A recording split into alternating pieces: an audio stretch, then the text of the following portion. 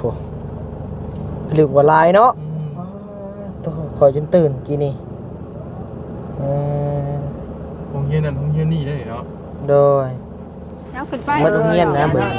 เห็นแต่ก็จะไปซอยเรืออันเบิ้งแบบอันห่วงก็จะไปซอยเรือคน โดยขึ้นนั่งนี่นะ มาพี่มานั่ง มาบังคับเอาอยู่บ่ส่งเสื้อ เอาเล็กน้อยก่อนเนาะ แม่นเสื้อที่ส่งกันชั้นเล็กน้อยนี่ก็มีนี่ โอ้ย แต่ว่ามันเป็นเสื้อมือสองได้ มือสองมือแล้วก็เอาแล้วได้ก็เอานะ อันนี้ให้แม่ตู้เด้อตัวนี้เด้อยังใหม่อยู่ตัวนี้ โดย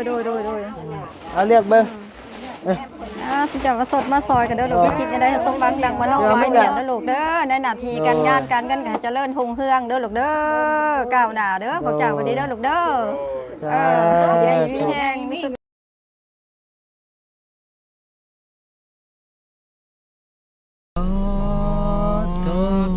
พี่น้องเอ้ย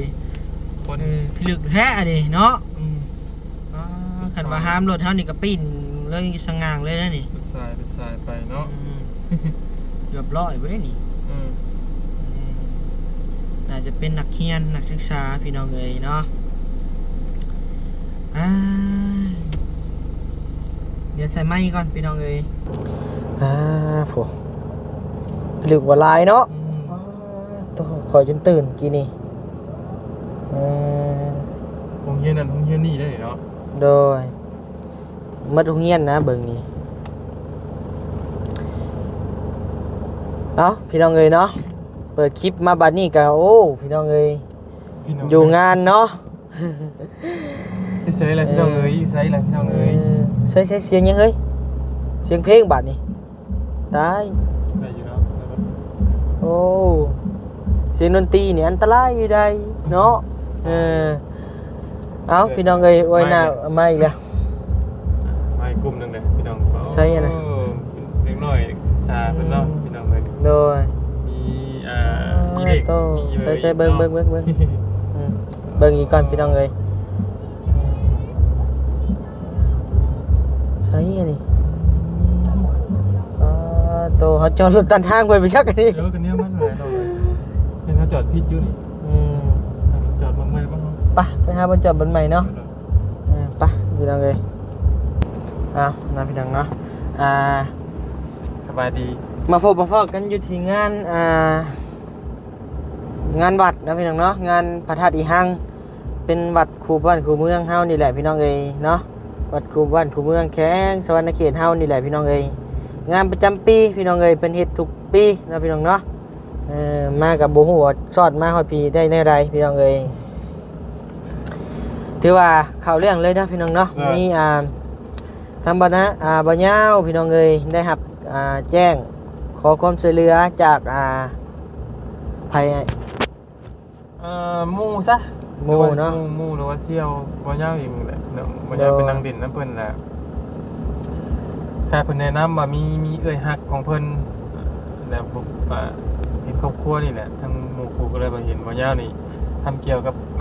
YouTube สายบุญอยู่ก็เลยแนะนำไปเบิ่งนำแน่เนาะโดยสิซอยได้หน่อยหรือซอยได้หลายก็บ่ฮู้พี่น้องเนาะโดยต้นไล่อีดอก 50,000 แสนนึงนี่แหละพี่น้องเนาะเดี๋ยวเบิ่งนำกันเนาะพี่น้องว่าสินักหนาซั่นใดแต่บ่ได้ยินเพิ่นบอกว่าเพิ่นซ่านกับโปะฮักอีกกินเบิดแล้วโดยก็เป็นครอบครัวอนาถาที่ทางในบ้านเพิ่นว่าเป็นครอบครัวยากจนนะโอ้ถือว่าขึ้นกับในบ้านเลยว่าเป็นครอบครัวยากจนเลยตามที่อ้ายได้ยินมากันนะโดยไปเบิ่งนำกันอ้ายก็บ่อยากว่าหลายอย่ามันผิดมันเพี้ยนนะเอาก่อนอื่นนั่นบัดนี้ก็ขอโอกาสทักทายสบายดีพ่อแม่พี่น้องมาทุกคนเด้อเนาะยินดีต้อนรับเข้าสู่ช่อง YouTube บ่าวนิวสายล่ะสายบุญเด้อพี่น้องเด้อเนาะเป็นมาแต่ไสช่อง YouTube ใหม่ได้แล้วแม่บ่ฮู้บ่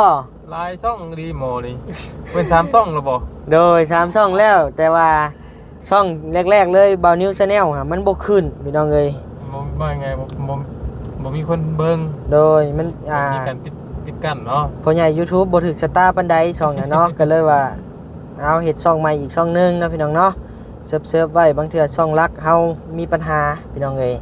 ก็เลยว่าเซิร์ฟเฮ็ดใหม่อีกจักช่องจักใดพี่น้องเอ้ยเนาะพอดีว่าเป็นเคสนี้ก็เป็นเคสแรกอีกนะพี่น้องเนาะที่ว่าสิได้ลง เป็นซ่องสำรองเนาะ โดย ว่าไงครับมันเป็นอย่างมากเขายังมีอีกซ่องหนึ่งไทยถ้ำอยู่นะ โดยพอสิได้แจ้งพ่อแม่พี่น้องอีกอะนะ โดย อืมคือแบบนี้ได้มันบ่แน่บ่นอนพี่น้องเอ้ยเพราะใหญ่ YouTube บ่ถึกสตาร์ทตัวได้เพิ่นก็ เฮ็ดโลดได้พี่ อัน น้อง ต เอ้ ราย ย กดยูทูบตรงมือนี่พี่น้องเลย โดย บางคนก็คือคิดว่า ทางบ่เตียงก็ถึกเลยเด้เนาะ กดลิขสิทธิ์ โดย แต่ของบ่เตียงโลนนี่นะที่เป็นกดซุ่มซ่น โดย กดซุ่มซ่นแบบเกี่ยวกับบ่ใส่เสื้อผ้า โดย ถ้าคิดว่านะที่มันนำออกเลยแต่มันน่าจะให้เองเลย เพราะว่าลิขสิทธิ์นี่ยังแค่แบบว่าธรรมดาอยู่ แต่ว่าตัว ชุมชนนี่ติเนาะ ซุ่มซ่นนี่เพิ่นอยากติดการโฆษณาเฮาเลยพี่น้องหรือว่า โดย โฆษณาสั่งให้ได้เฮาอีกแล้วเนาะอยาก โดย อยากโหดไปซั่นซะพี่น้องอยากรักอยู่เนาะ เออฉันแล้วพี่น้องเอ๋ยเนาะมามื้อนี้ก็จุดประสงค์ของบ่าวนิวบ่าวยาวก็อยากมาเป็นสะพานบุญให้ครอบครัวหนึงที่ว่าขึ้นกับในบ้านว่าเป็นครอบครัวอนาถาหรือว่าทุกข์ยากที่สุดในหมู่บ้านนะพี่น้องเนาะแต่จังหวะนี้ก็ยังรอทางสะพานบุญที่ว่าเพิ่นแจ้งข่าวมาให้พาไปเฮือนไปซานเพิ่นนะพี่น้องเนาะทางเอื้อยใหญ่เพิ่นน่ะแหละเนาะ ว่าไงเพิ่นก็เป็นสะพานบุญอีกสะพานบุญหนึ่งพาทีมงานใช้บุญเฮาไปเป็นสะพานบุญอีกเนาะ ไปเบิ่งเนาะเพิ่นก็ โดย เห็นเฮาเฮ็ดเกี่ยวกับนี่แหละ แต่ว่าต้องพอมาแล้วเนาะ โดย โดยสบายดี โดย โดยอยู่ไสเนาะ อายุในหมู่ตุ๊กคู่ดิไง กกโพไสเนาะเฮาอยู่หม่องหน้าทางเข้านี่นะ ทางเข้าเบื้องจอดรถทางหลังอันน้องป้านี่นะเอ้ยมีศาลานี่ หมู่ไหน อันทาง อันคนมุ่งยาดิบ่ มุงเนี่ยบ่ทางเข้าเลยนะเจ้าทางเข้าบรรทัดเลย จะขี่รถเลนมาทางคนเทศอันนี้เดี๋ยวบ่คนมุ่งยาดิเดี๋ยวบ่ เด้อเฮา เพิ่นขายข้าวปุ้นบ่ ด้วยฝั่งตุ๊กคู่เนี่ย โพใหญ่พุ่นแล้วบ่ไปเดี๋ยวกลับไปเดี๋ยวแม่ โดย โอเคเดี๋ยวนะครับกลับรถไป โดยไปพี่น้องเอ้ย ใช่น่ะเฮือนน่ะ ไม่ผม รถไปได้บ่รถเขาได้บ่ เขาได้อยู่ ป้าซะป้า ให้ขึ้นน้ำเฮาบ่ นั่งๆทะลุ ไป โดย ที่ไปเลย ไปทางไหนโอเค โดยขึ้นเลยเจ้าเจอยายเราจะมาขายเครื่องบ่ จังว่า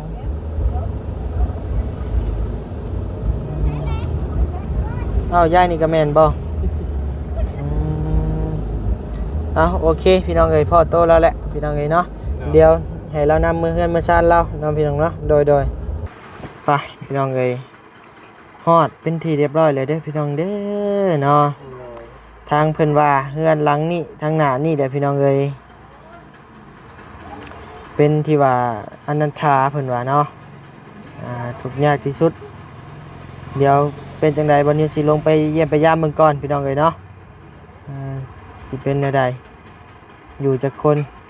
เฮ็ดแนวใดอยู่พี่น้องเอ้ยเนาะโดยไปพี่น้องเอ้ยเนาะเด้อบ่ยาว ไป เดี๋ยวลงไปทำข้าวก่อนไป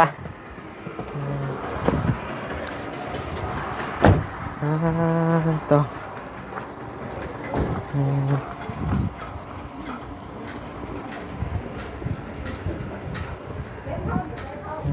นี่เฮียนซานละเห็นหนังเลยใช่ผู้ใดเป็นเจ้าของเฮือนโดยสบายดีแม่โดย โดยยายอยู่น้ำไผ่ อยู่คนเดียวน่ะยายอยู่นั่น โอ้ลูกหลานไปใส่เมด ลูกแม่ก็บ่มีเอาน้ำมันนั่งมาลูกเด้อเอานั่ง โดยนะนั่งโดย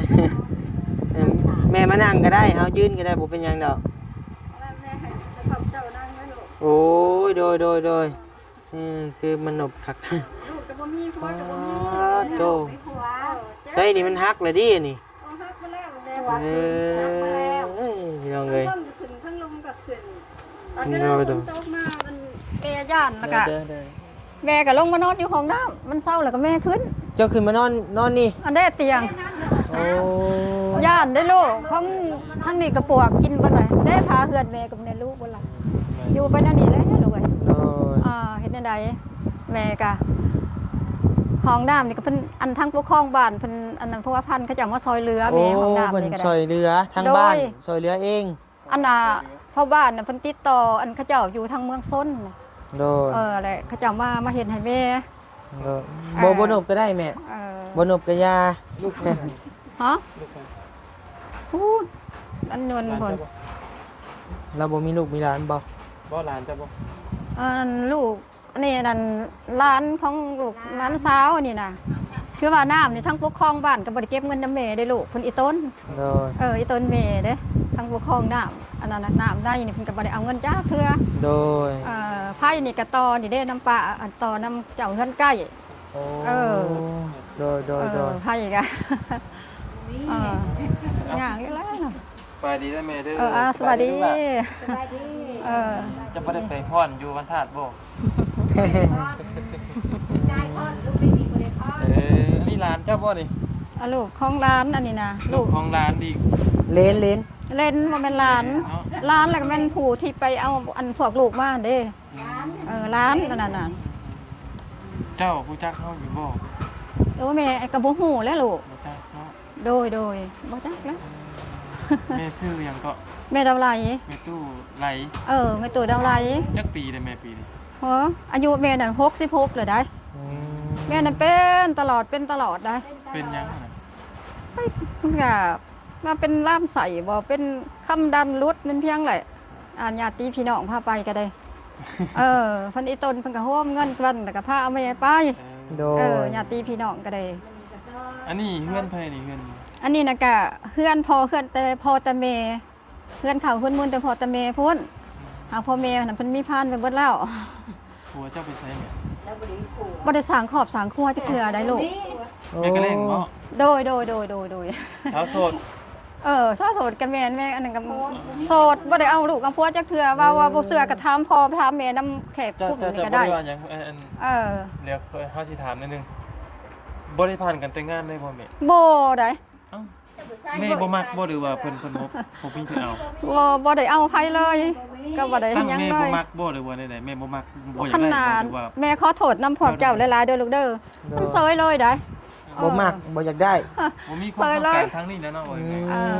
อยู่เป็นโสดตลอดชีวิตเลยถามว่านี่แหละจนเฒ่านะเออ สร้างว่า เนาะ เออ อาจจะเคยเห็นเนาะ บ่ต้องถามหาลูกหาหลานเนาะแต่ถามหาผัวยังบ่มี บ่มีอะไรล่ะ อืม เนาะเฮือนนี่เฮือนแต่พ่อแต่แม่ เอิ้น เนาะ เฮือนแต่พอแต่แม่เฮือนก็เฮือนเข้าพุ่นแหละ ผ่านไปแล้ว พ่อแม่เพิ่นก็มีพานไปแล้ว 9 ปีเลย จ้าไผสะเบิ่งแยงเจ้าน่ะ ก็เอื้อยผู้หนึงนี่แหละอาศัยเอื้อยนี่แหละเอื้อยก็ลูกเอื้อยก็เฮ็ดการก่อสร้างก่อสร้างเพิ่นแหละลูกเอื้อยก็ได้การบ่ก่อน อันเฮือนแม่นี่ขึ้นอนาถาในหมู่บ้านบ่ ฮะ เจ้าน่ะอนาถาบ่ในหมู่บ้านนี่เจ้าบ่ขโมย เจ้าบ่ถูกข์ยากกว่าหมู่ ขึ้นอนาถาบ่ ก็ เจ้าบ่ แม่นี่แหละ ขึ้นใน ถูก บ้าน บ่มีลูกบ่มีผัวเด้ ทุกอย่างเลยแล้วมันเบาซื้อ เพราะว่าน้ำ แม่ผมอ้าเนี่ยสิพาลงเหมือนได้ เพราะว่าห้องน้ำห้องในนี่ก็ กลัว เราว่าเพิ่นมาซอย มาซอยเหลือทั้งคณะปกครองบ้านนี่แหละเพิ่นบ่ได้3ปีแล้ว คือว่า3ล้านหาแล้วแกมาเห็น นั่นล่ะว่าเนาะเขาเจ้าเสียก็บ่ฮู้ รถไฟผู้ รถเพื่อนพูนเพื่อนทงบ่ได้บ่แม่นรถเมย์ได้อันนี้น่ะ แม่บ่มีรถบ่มีหยังหรอกแม่น่ะ บ่มีหยังติโตนี่แหละ เอามาจอดไว้ เจ้าเฮาเคยเห็นอยู่บ่เจ้าจักเฮาสิบ่ อาจารย์อันนั้นขอโทษเนาะให้ลูกบอกมึงตัวสัน ใช้หัวเกิน เงินว่าไผบอกเฮาบอกเจ้าให้เฮามาเบิ่งเจ้าไผเพิ่นเป็นไผ ไว้บอกกันมาไว้บอก อันบอกมาหาแม่มื้อนี้หั่นบ่ เออ โอ้อันนั้นผู้เพิ่นเป็นอันนั้นอยู่พุ่นเด้ซะ ๆผู้เป็นแพทย์เป็นหมอบ่ โดย เอ้าพี่น้องเอ้ยเดี๋ยวสิย้อนกันไปนิดนึงย้อนกลับกันนิดนึงเนาะ โดย ผู้ที่บอกนั่นคือเป็นเอื้อยของเสี่ยวบ่เหยา โอ้ และเพิ่นเป็นแพทย์เป็นหมออยู่ หมอแข็งนี่ หมอแข็งนี่ โอ้ แล้วคือว่าไงปากต่อกันมาแล้วคือ โดย ทั้งหมอยาวกับมีเซียวเป็นผู้ชายแล้วก็เห็นเอื้อยนั่นเว้าแล้วก็ทั้งผู้นี้นี่ก็แนะนำทั้งเอื้อยไปนี่แล้วก็ต่อกันมาอีกแล้วก็ต่อกันมาอีกได้อพี่น้อง โดยลายลบลายตาวเนาะ แม่น เป็นใจหลุดแนะนำมาบ่ จึงจะบอกว่าเบิ่งนี้แหละมันไม่เฮ็ดให้เห็นหน้าอยู่บ่ โบได้ เสือ ไม่แต่ว่าญาติคนนั้นคนนี้เนาะคนดาว่าหายผู้ละโล2โล3โล บ่มี ญาติพี่น้องค่ะนะ ต้องบ่ได้เฮ็ด เพิ่นน่ะโอ้ยแม่เป็นตลอดได้ เฮ็ดบ่ได้ เฮ็ดหน้าบ่ได้ได้ เป็นไข่เป็นเจ็บนี่บ่ เป็นพญาตินี่แหละ มันมีให้มีหน้าอยู่บ่ เอื้อยนั่นแหละเพื่อนเอื้อยนั่นแหละให้เฮ็ดให้อยู่ให้กินนะ บ่น่าจะมีอยู่บ่ดินมันต้นใหญ่ หลายหน้า มีอยู่บ่หลายสิบ่ ได้หน้าที่หาให้เอื้อยมันเป็นผู้เฮ็ด เอื้อยเป็นผู้เฮ็ด อืม เออ เฮ็ดบ่ได้ จะเป็นหยังเจ้าหนาวบ่ตุ กันหนาวอยู่ลูก โอ้ เอ้ย สั่น โดยโดย สั่น ต้องผ่าดังจะลงมานอนกิน ย่านทั้งเทิงกับปวกกินทั้งลุมกับปวกกิน บ่ต้องย่านเฮาเด้อเฮาบ่ได้มาเฮ็ดหยังหรอก บ่ว่าเพิ่นว่าแม่ย่านเพิ่นผ่าลงพ้นตกนะ แต่ว่าเพิ่นตกใจเฮามาอันนี้เห็นว่าสั่น เพิ่นผ่าพ้นมันตก ทรงเสื้อหน้าแพ้แม่ ฝนตก ก็มีอยู่บ่มีใส่อยู่บ่ โอ้ก็เพิ่นนั่นเพิ่นนี่ให้พอได้ใส่ได้ห่มได้ถืออยู่ดอกลูก โดยโดย พี่น้องแถวไก่นี่ก็จะเอามาให้ว่าได้ยากดอกก็จะก็มาซอยเหลือแม่อยู่สินเสือผ้าแพร่ก็จะเอามาให้อยู่ สำคัญที่สุดในเฮือนในซ่านเจ้าตอนนี้คือหยังเนี่ย ที่ว่าแม่ จำเป็น จำเป็นอยากต้องได้ใช้อ่ะนะ แต่ว่าขาดเคินนี่แม่ก็สิเว้าแจ้งสู่ลูกฟังซะเนาะเรื่องอันทรัพย์สินเงินทองนี่แหละบ่มีอีหลีแล้วอันนี้นะคันว่าเสียค่าพื้นค่าไผก็เป็นเอื้อยพุ่นแหละเสียหายต่อนำมันพี่น้องนี่ก็ จำเป็นสิจำเป็นเจ้าจังได้บ่เงินค้ำบ่คือ บ่คันว่าพอเป็นไปได้เนาะแม่ก็สิเว้าด้วยความสัตย์ซื่อเนาะผิดก็ทิ่มถือก็เอาเด้อลูกเด้อขออนุญาตว่าคำนะคุณเจ้ามันพอเป็นไปได้ก็ยังให้เฮานี่แหละเนาะวันนั้นก็น้อยๆก็อ้าวพ่อแม่ได้สดนะพอได้อยู่ อันนี้ยามฝนตกผ่าลงมาแล้วจะมานอนอยู่ในห้องน้ำนี่ โด บ่ ยเด้ นี่บ่เตียงนอนเจ้า อันนี้แหละ มันเป็นได้แม่คือว่าลงมานอน เอ้ามันเฮือนแม่มันบ่ดี ทั้งเทิงกับปวกกินนะบัดมันล่มมาแหละแม่เราลงมาอยู่นี้บัดเวลามันเศร้าล่มอะไรกะแม่ขึ้นทั้งเฮือนบัดนะ เราก็ดามแม่จักปีได้แม่เงิน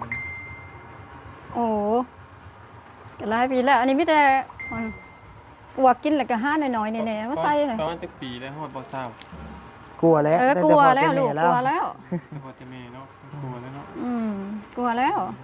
เป็นตกเป็นเข้าแล้วเนาะ โดย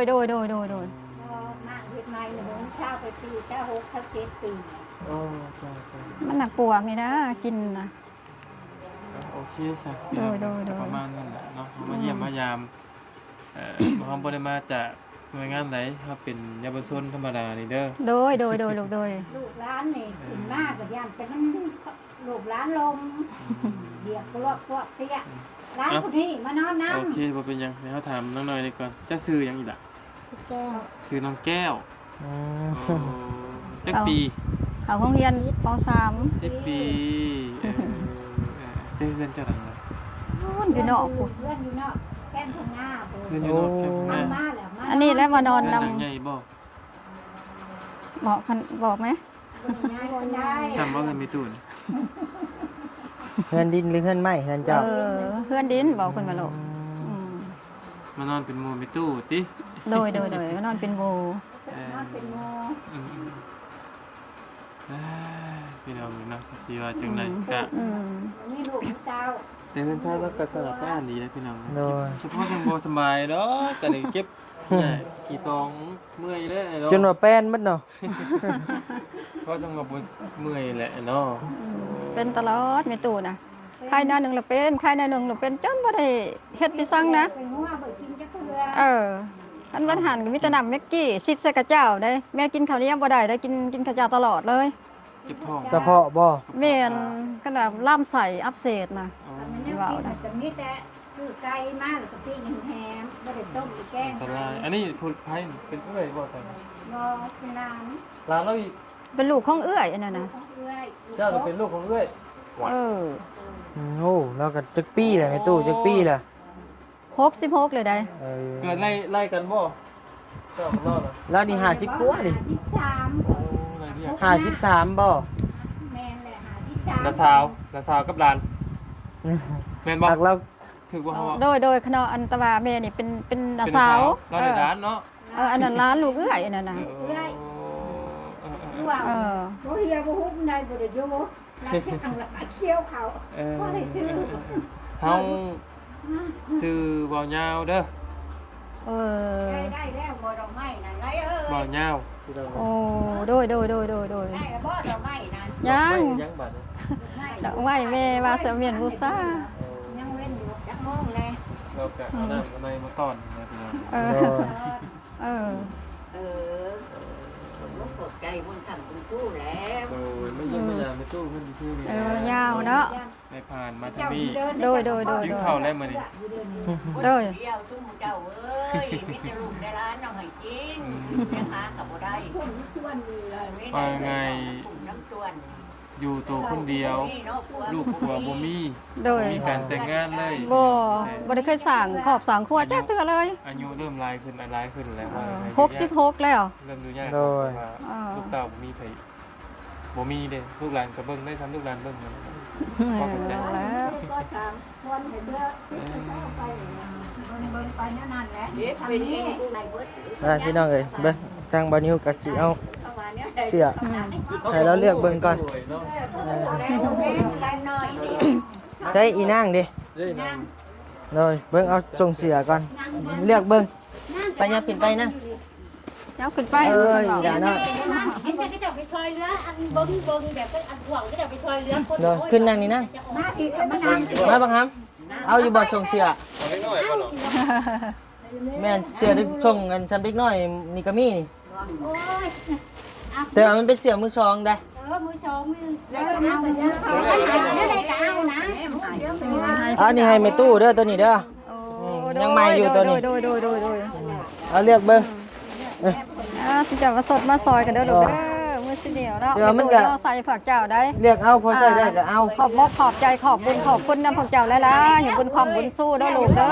สาธุทุกคนมากาขึ้นเนาะคิดอันใดคอยผักเจ้าได้สมดังกระใจจี้คิดอันใดสมหวังดังมโนไม้เมียนเด้อลูกเด้อในหน้าที่การงานการเงินก็ให้เจริญรุ่งเรืองเด้อลูกเด้อก้าวหน้าเด้อผักเจ้าก็ดีเด้อลูกเด้อ สา มี ธุ แห้งมีสุขภาพแข็งแรง เสียจริงหน่อยถ้าว่าเสื้อใหญ่แล้วมื้อหน้าเด้อเสื้อเข้ามาให้เด้อ แม่บ่มีอ้อยเด้อ เพราะว่ามื้อนี้บ่ได้ตั้งใจสิว่าเข้ามานี่ ตั้งใจสิมา โดยอืม เออ มันน้อยก็บ่เอามันหมุนบ่ได้เป็นนี่ ร้านตึกจ๊อก มีแต่ว่าหมดเจ้าไปโลดคะแนนใส่ได้ก็ใส่คะแนนใส่บ่ได้ตัวใดมันเปื้อนแห้งกะ เมียนเห็ดเส้นมือ แล้วมียิง ว่ามีหลายคนอยู่หลายคน ขอบคุณขอบใจเป็นอย่างสูงเด้อผักเจ้าเด้อลูกเด้อ มีแต่เสื้อผ้าในตู้เดี๋ยวเฮาสิเอามาให้มื้อหน้าเด้อ โดย เฮาได้เข้ามา โดย แล้วสิแล่นเข้ามาหาเด้อ โดย โดยเอาพี่น้องเอ้ยเดี๋ยวทางบัดนิวก็สิได้ลำลาก่อนนะพี่น้องเนาะขอบคุณขอบใจทางพ่อแม่ FC ทุกท่านเด้อเนาะโดยที่เข้ามาติดตามรับชมนะพี่น้องเนาะโดยซะ ขอบใจน้ำผักเจ้าเป็นอย่างสูงเด้อลูก ไปพี่น้องเอ้ยเรียบร้อยเนาะ มาแล้วจ้ะกูสิว่านี่ได้ผู้ใดก็นั่งอยู่จุกก็จอดอยู่มันก็แนมไหนเล่นมาแล้วลูกหลานนี่โอ้ยผู้ใดก็เนาะมีแต่ผู้นี่พี่ชาย โดยมีแต่เสื้อผ้ามื้อหน้าจะเสื้อมาให้เด้อเพราะว่ามื้อนี้เฮาไปเตรียมมา โดย ไปเบิ่งเอาปลาตา โดยดีมีแฮงเด้อโดย อันนี้ส้มเจ้าเนี่ยนะสโลก ไปพี่น้องเอ้ยเนาะอยู่ดีมีแฮงความเจ็บบ่ได้ความไข้บ่มีปรารถนาสิ่งใดขอให้ได้สิ่งนั้นสมความมุ่งมั่นปรารถนาอย่าเจ็บอย่าจนร่ำรวยๆเด้อพี่น้องเด้อโดยบ๊ายบาย